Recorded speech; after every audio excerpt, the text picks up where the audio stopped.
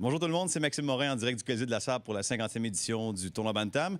On va vous montrer un peu les coulisses de la web diffusion qui a rendu vraiment à un niveau assez incroyable. On va faire un peu le tour de toute la petite équipe qui va évidemment, qu'il y a beaucoup de gens qui vont se rajouter.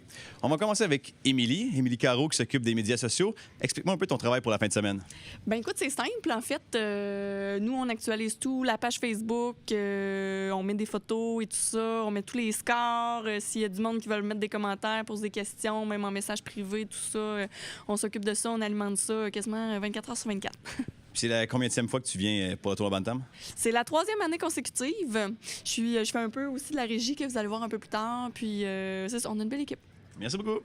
On va aller voir Jérémy Royer, qui est caméraman. Explique-moi un peu ta fonction pour la fin de semaine. C'est assez simple aussi, caméraman principal dans le fond. Puis c'est ma 3e année consécutive moi aussi, depuis que la SADC est dans le projet. Dans le fond, ils m'ont engagé là-dessus, puis je poursuis avec les années. Est-ce que c'est un domaine dans lequel tu travailles présentement? Ben moi, je suis technicien à la salle de spectacle dans le fond, fait que c'est un peu dans un filage pareil, puis dans le même domaine un peu pareil. C'est important de venir ici au tournoi Bantam, donner un petit coup de main? Ben, je me dis que d'un sens, je m'implique, puis c'est ça, il faut s'impliquer dans notre milieu, veut pas, t'sais. Merci beaucoup, Jérémy. On va aller voir Vincent. Vincent qui le technicien multifonction de tout ce réseau, beaucoup d'écrans. Explique-moi, pour ceux qui sont plus ou moins familiers avec le domaine télévisuel, en quoi consiste ton travail pour aujourd'hui? Mon travail ici, en tout cas à ce poste-là, c'est en fait de découper toutes les caméras. On passe aux caméras qu'il y a sur la glace. Après ça, la caméra en entrevue. Puis là, mon travail présentement va être de dire à Jérémy, retourne dans ta caméra parce que la glace vient de finir. Puis on va retourner à la partie qui est en jeu. Fait que c'est ça, en fait. Donc, on va se dépêcher parce qu'il ne reste plus beaucoup de temps.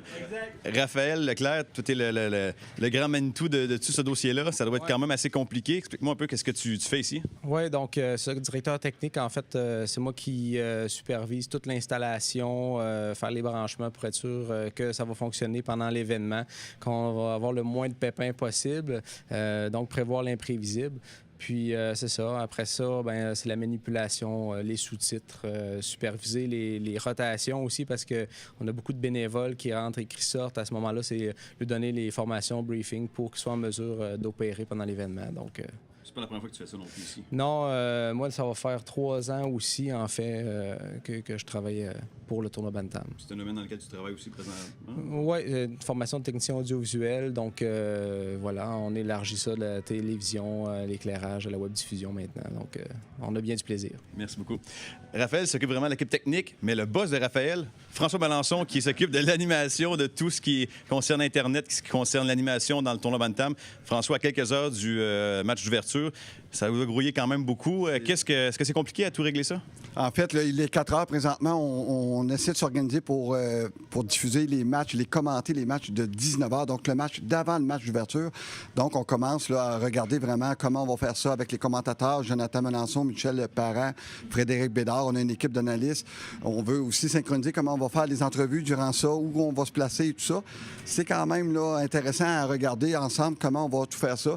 Ici, tout l'ouvrage se joue ici. Ça va être le fun. Fait que c'est toujours à chaque année là, un moment super le fun pour nous, le vendredi soir, lors du match d'ouverture où on commente le match.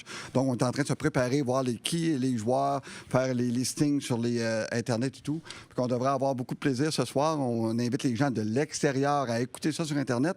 Les gens de l'Abitibi-Ouest de venir au Colisée. On veut que ce soit plein au Colisée ce soir parce qu'on veut accueillir la famille Lemieux de Mont-Laurier, qui est notre famille présidente d'honneur. Donc, tout ça là, devrait être bien plaisant. On a bien hâte de vivre ce moment-là. Donc, on invite tout le monde à s'intoniser pour l'extérieur et à être présent pour les gens de l'intérieur, comme je dis. C'est comme ça que ça fonctionne. Merci beaucoup, François. On entend les joueurs tantôt embarquer sur la patinoire, donc on retourne à la 3e période. C'était Maxime Morin, en direct du Colisée de la Sarre.